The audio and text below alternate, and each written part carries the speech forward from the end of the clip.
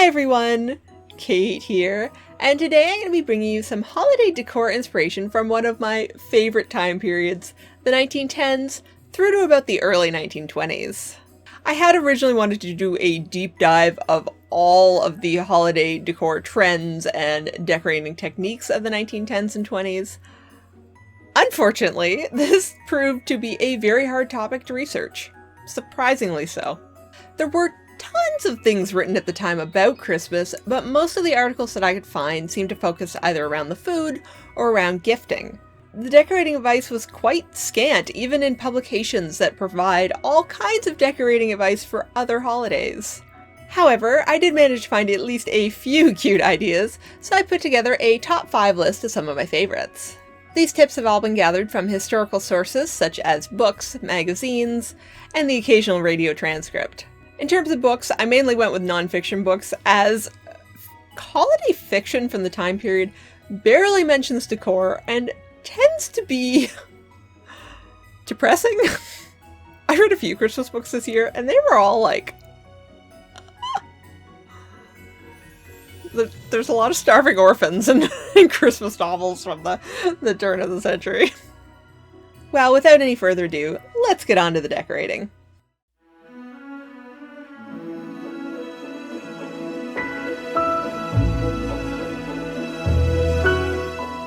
We're going to start with perhaps one of the more obvious ideas from the past, and that is to bring the outside in through the use of plants and greenery.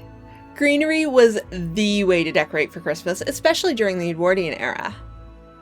Boughs of laurel, hemlock, and other evergreens were brought in to add a bit of much-needed color and life during the festive season. I quite like the way that they've draped the tops of the windows and the door frames with these evergreen boughs. It's simple, but it adds a lovely touch of drama to the space.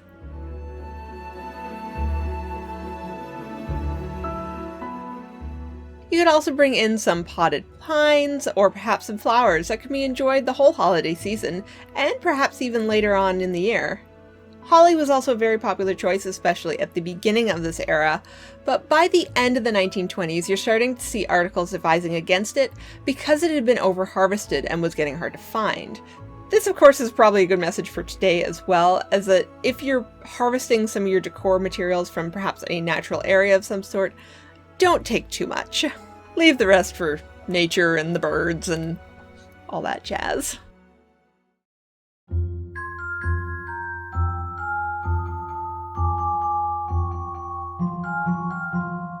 Speaking of greenery, the Christmas tree was a staple by the 1910s and was often the focus of a lot of the decorating efforts.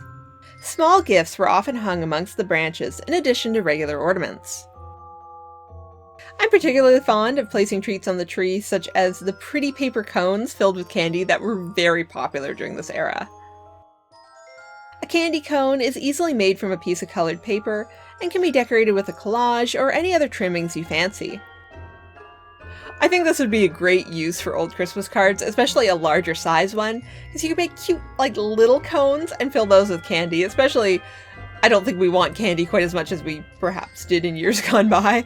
I'm certainly not a big candy eater, but I could totally get behind little cones. Little cones would be cute. Mini story time about why I think I'm particularly fond of this candy on the tree idea. My grandmother, when I was younger, had it was a little fake tree, and she used to hang candy canes from the branches, and she would hide them inside the tree.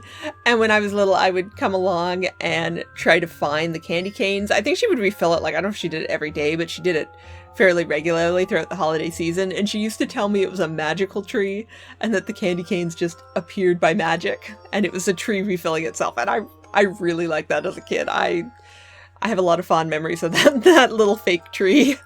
So, candy on the tree, I'm a big fan.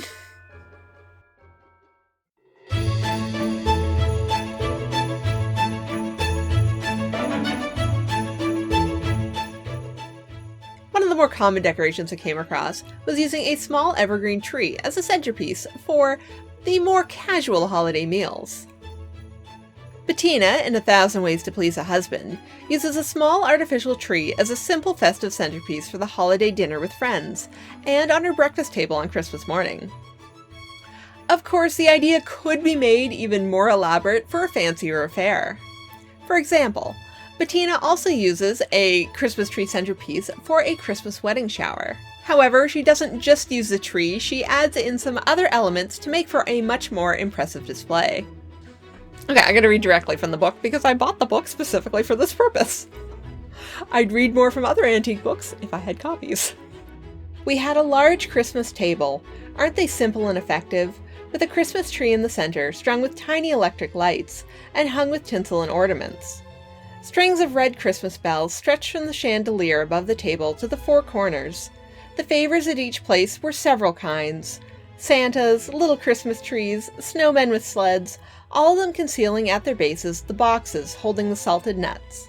The place cards were simply Christmas cards. It actually goes on a bit more and becomes even more elaborate, but some of the other decorations are more specific to a wedding shower, so I'm not going to mention them here. I will, however, link this book down in the description if you want to read a digital copy. It's really cute. I like it. Another example of a Christmas tree centerpiece comes from the 1901 book Galladay Luncheons by Carolyn Benton French. It's fancy, but simple enough for a luncheon, which was a more relaxed and informal type of party. The table should be arranged in scarlet, with holly to offset the more brilliant color. In the center should stand one of the diminutive Christmas trees, such as are to be had in German toy shops. They are artificial and do not take fire from the candles, and have the additional advantage of lasting for years, as they fold up like an umbrella and may be tucked out of the way from one season to another. The pot in which this little tree stands is to be surrounded by a broad wreath of holly lying on the table. The candles on the tree are to be scarlet, and they will sufficiently light the room except for the side lights on the wall. A narrow scarlet ribbon should extend from each plate to a little parcel lying at the foot of the tree, tied up with white tissue paper and scarlet ribbons, with a spray of holly attached. And at the close of the meal, these ribbons are to be pulled by each guest and the gift opened.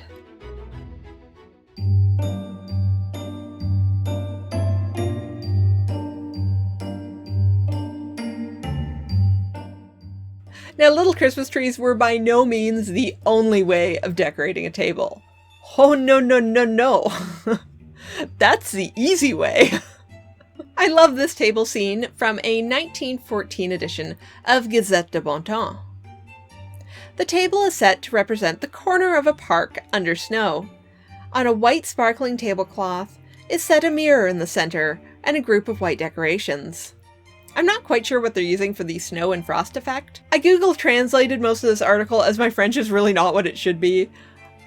I still don't understand. It may have actually been real snow, it's a little vague. For a centerpiece less likely to melt, Handicraft for Handy Girls from 1916 suggests gluing cotton, I'm assuming it means like loose cotton wool, to mimic snow for its centerpiece. And yes, this centerpiece is a diorama of Santa flying a plane over a castle. What? I love the 1910s. Here are a few other table arrangements that caught my eye.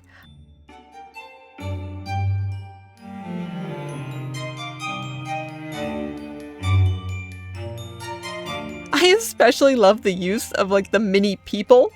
It's not exactly elegant, but it's adorable. I recently found a box of old little minifigures, so I might do something similar this year for our holiday centerpiece. Maybe something along these lines.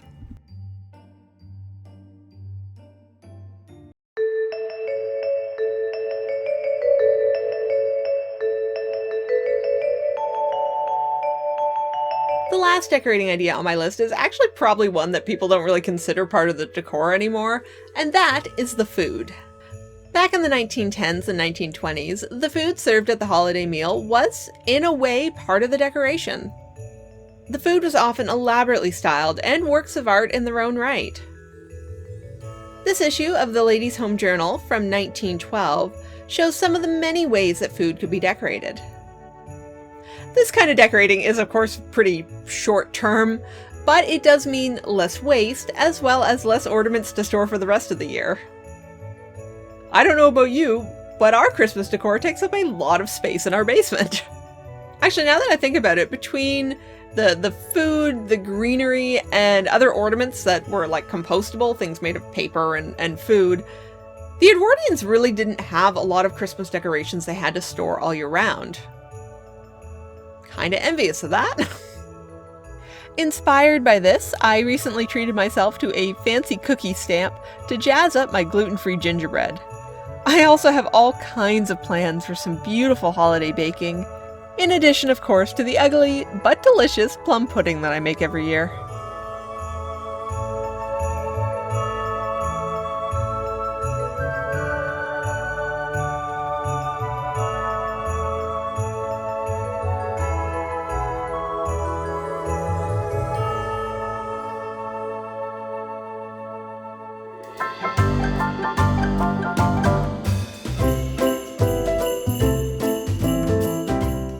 And lastly, before we go, here is one little bonus suggestion that isn't technically holiday decor either. As I mentioned in my intro, many Christmas editions and publications focused heavily on gifts. And many of these gifts were home decor related. Pillows, vanity items, decorative containers, and other small home goods were all very common recommendations. I quite like this idea of buying or giving decor items around Christmas time to enjoy all year round. Taking inspiration from this, I actually made a lovely silver tablecloth that I am giving as sort of a household gift this year. And we're going to open it Christmas morning, and then for Christmas dinner, we have a fresh new tablecloth to use. Plus, we can use it throughout the rest of the year. It's cute. Well, I hope you found some of these decor ideas, if not useful, at least entertaining. And I hope everyone is having as good a holiday season as one can this year. As always, thank you for watching, and I will see you guys next time. Bye! This video is made possible through the generous support of my Patreon members. Thank you.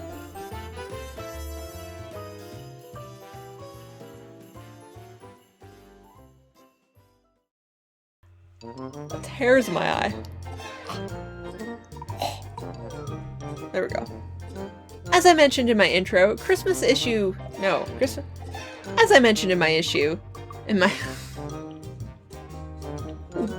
What? Who wrote this thing? How many times can I say Christmas, holiday, festive? Oh man, I need more synonyms. Candy Jim kind of creeps me out if I'm honest. Oh, he's still sitting downstairs. I haven't been able to destroy him yet, because every time I go to take him apart, he just looks at me. And I can't. I just can't do it. It's been like 2 weeks since I filmed that video. He's still sitting there. The gift. Yes, I made it. It's a rectangle I hemmed. It's not that complicated.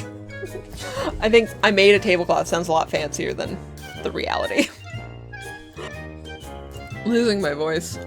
Oh man. I'd like to say I've been too holly and jolly, but I've just been working really hard. I always get exhausted at Christmas. So tired. Oh, I've just been working on Christmas stuff till like 4 in the morning every night for the last month. I don't know. It's fine. It's fine. I'll live. Okay, and I got my holiday book in the background, which you probably can't see at all. It's very pretty. It's kind of a depressing book, but it makes a pretty background, so I put it in there. I'm being festive. Festive. Whee! Red, green. Painted my nails green. Holiday brooch. Ho ho ho!